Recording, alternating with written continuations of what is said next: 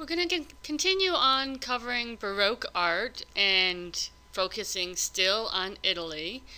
Um, Now that we've covered Caravaggio's painting style, I want to start talking about Bernini.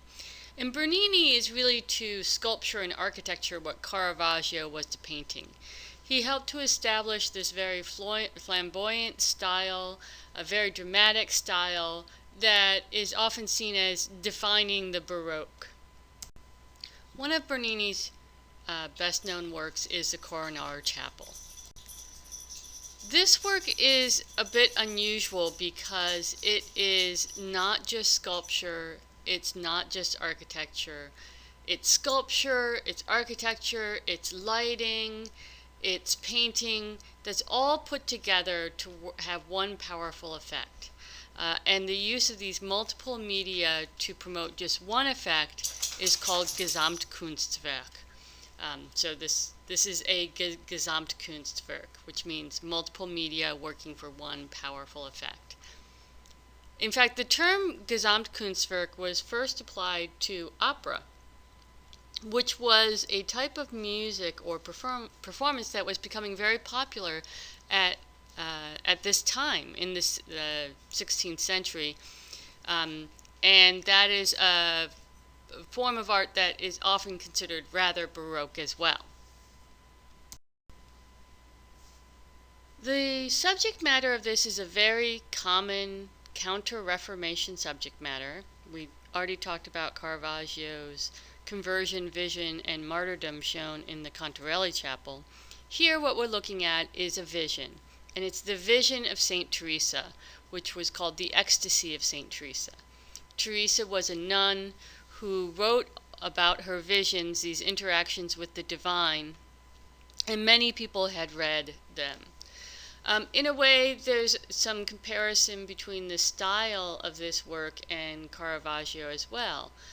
You have a lot of diagonal lines, they're the most important lines here, and while you don't have tenebrism, because tenebrism can only be used in two-dimensional art, here Bernini has used a lot of undercutting to make very deep shadows and then very bright highlights. So if you look at the cloak of St. Teresa, you'll see areas where it's cut so deeply that there's almost a black shadow.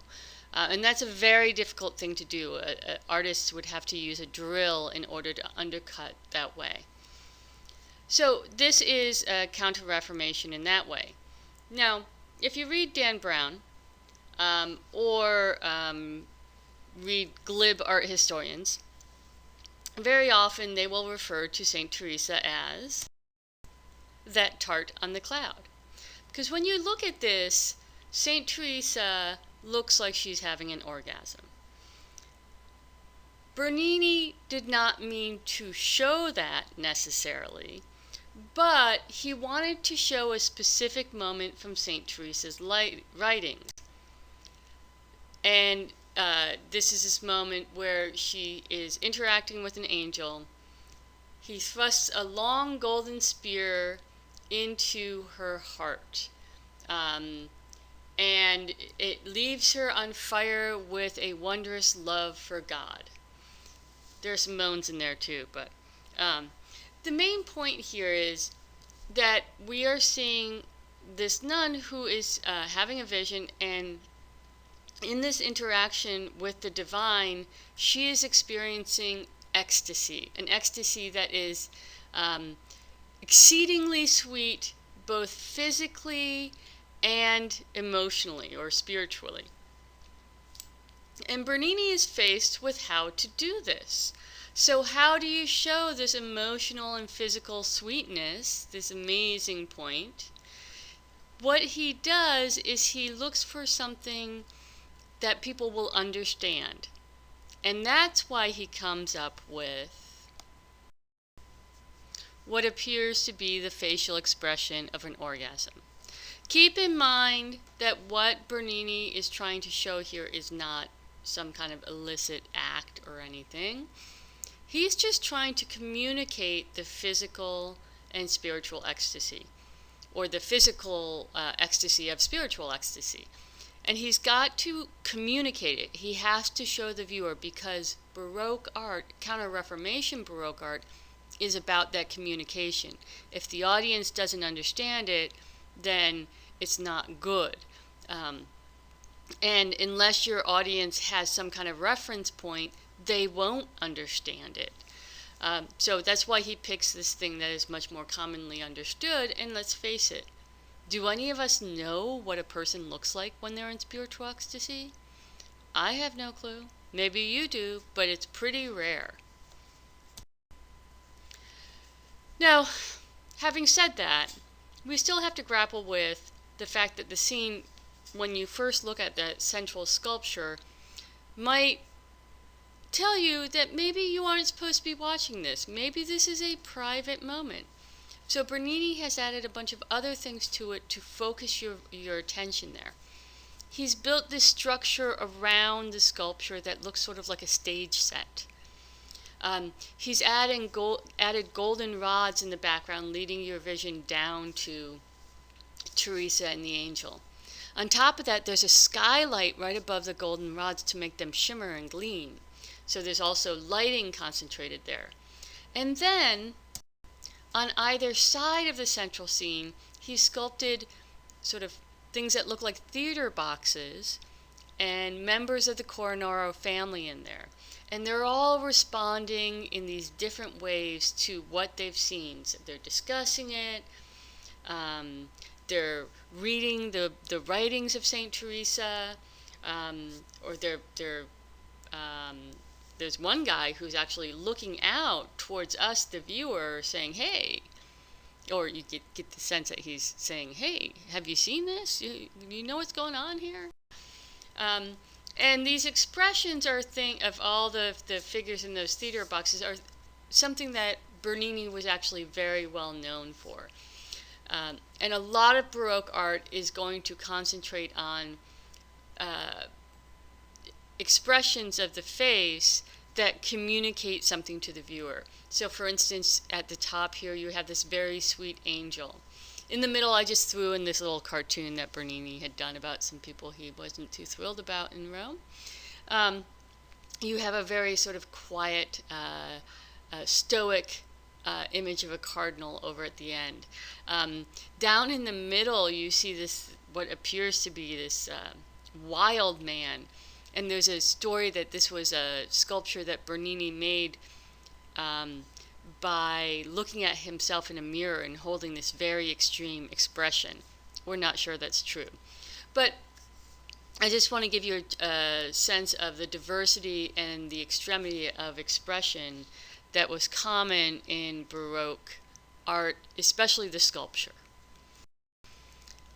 Speaking of that sort of extreme in Baroque sculpture, we're going to move on to Bernini's David.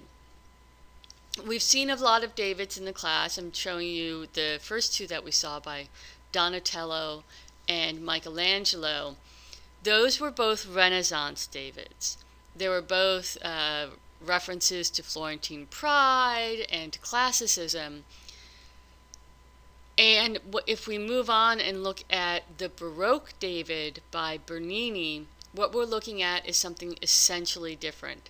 And the most obvious difference is that this David is in motion. And you can really see that when you look at these three different angles of the same statue. There are a lot of diagonal lines here. Furthermore, if you look at the facial expression of David, you really get the sense of someone who is concentrating on an activity. He's got those lips pulled together as if he's so concentrated that he's unaware of what he's doing with his facial muscles. He's staring out ahead of him. Now, as I mentioned, Baroque art, though, is all about that engaging the viewer or communicating with the viewer. And Bernini's going to play with that with his sculptures. This David was set into a room and faced towards the doorway so that when you walk into that room, what you're greeted by is what looks like a man who is in mid-activity of throwing that stone at you. So you have become Goliath, which makes it a much more emotionally powerful sculpture. And when we talk about the Counter-Reformation calling on artists to rouse religious feeling, sometimes that also got sort of extended into rousing feeling, just getting a big reaction from the viewer. And that's what Bernini does here. Bernini was a young man when he came to Rome, and sort of instantly caught the eye of the Pope, who called upon him to design something for St. Peter's Cathedral. And this is the Pope's church. You know, it's St. Peter was the first Pope. By extension, the cathedral in Rome called St. Peter's is the Pope's church. And it was really built up during the High Renaissance and throughout the 16th century into the 17th century as a way of glorifying the church, which is now facing head-on this Protestant Reformation.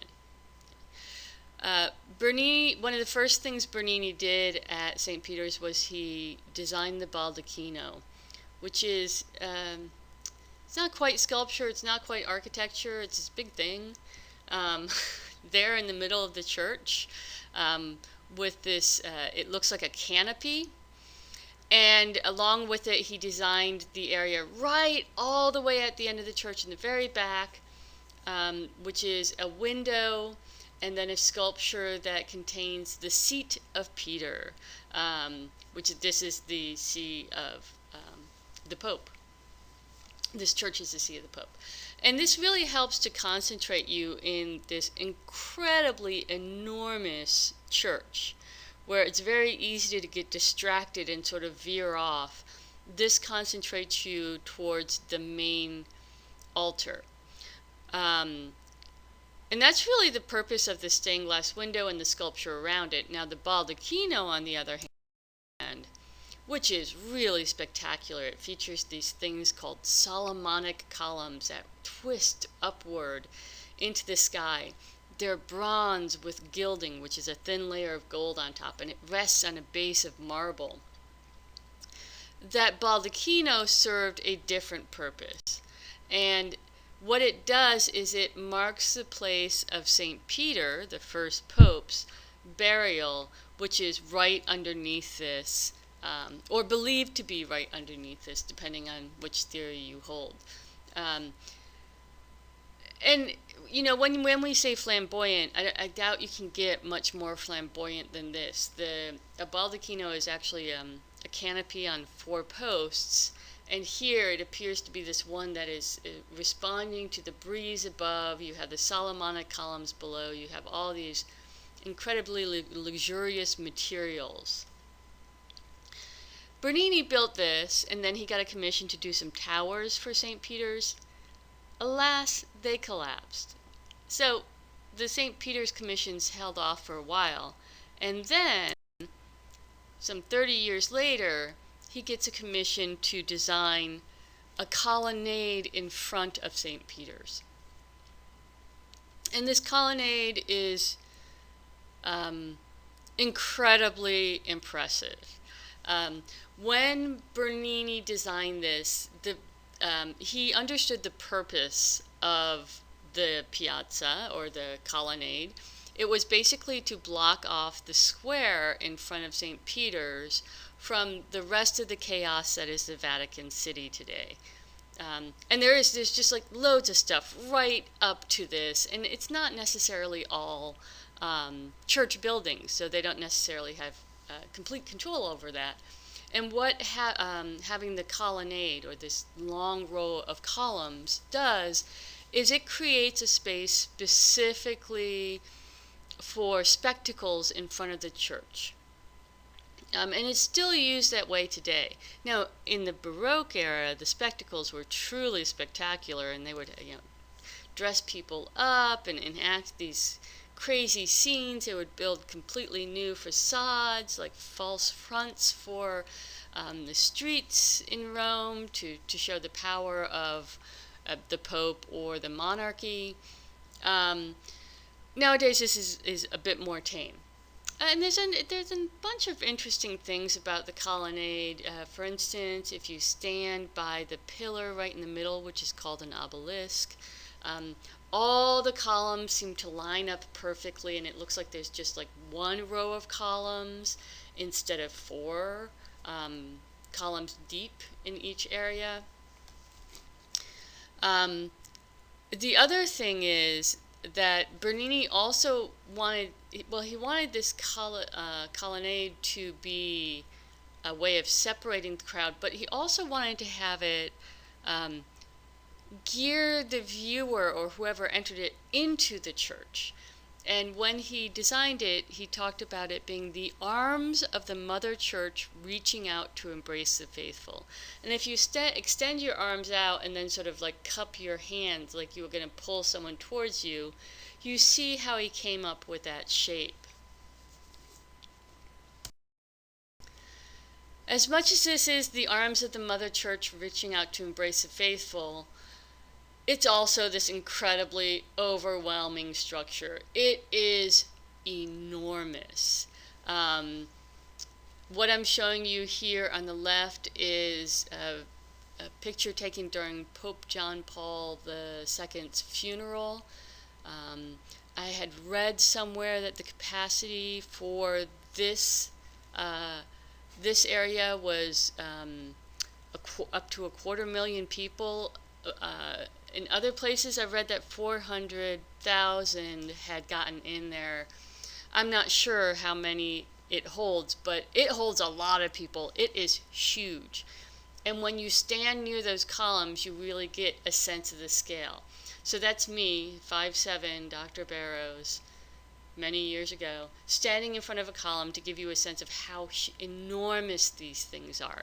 So while it might be that comforting arms of the Mother Church, it's also this overwhelming, powerful structure that also gives you a sense of the authority of the church. Bernini's greatest rival was a man named Borromini, who did some really spectacular Baroque buildings. And I encourage you to look at San Ivo, which is a church he designed. But I'm going to show you San Carlo alla Quattro Fontane, or St. Charles of the Four Fountains, as an example of his work, and also to demonstrate that there was a very particular style, a very exuberant or exaggerated, unique, very active kind of surfaces to Baroque architecture. And all those terms are things that might not make any sense to you when applied to architecture. So let me explain them. Now, when you think of what we're looking at here is the facade of San Carlo. And facade just means the front or the face of a building. It's the main wall that faces outward. And if you look at how this wall is shaped, it's not a flat surface, which is what we expect from most buildings, to have like a flat front. And instead, this one sort of ripples inward and then outward and then inward and then outward. It's got all this stuff put on it. It's got niches, it's got columns. At the very top, there's this area that leans out over the street. That's what I mean by a very activated surface or energized surface. So that's an unusual front, but it's common for the Baroque era because they like this more engaging, interesting, intriguing style. Inside the building, you see the exact same thing. There is little to no flat wall in this building. There's not a lot of surface that extends in one direction. There's always something that's sort of scooped out or popping out from the surface. What I found most intriguing about the building was the dome. And when you look up at that dome, it looks like it soars into the skies because of the coffers, those little insets in the dome, and you can see that they're octagonal and cross-shaped insets. And it's pretty obvious that the insets that are close to the viewer are very big. And then the ones that are farther away, we assume they're the same size because if we were looking at something in the distance, the ones that towards the center will be farther away. But the size difference is pretty extreme. The dome is actually pretty shallow, but Borromini made it look like it was about 30 feet deep because he wanted to create the illusion of something more grand. And in a way, this is very similar to those illusionistic ceiling paintings that you look at, and it looks like the sky is opened up above you. It creates this illusion that creates a more powerful experience than what the thing really is. And that's all very typical of Italian Baroque.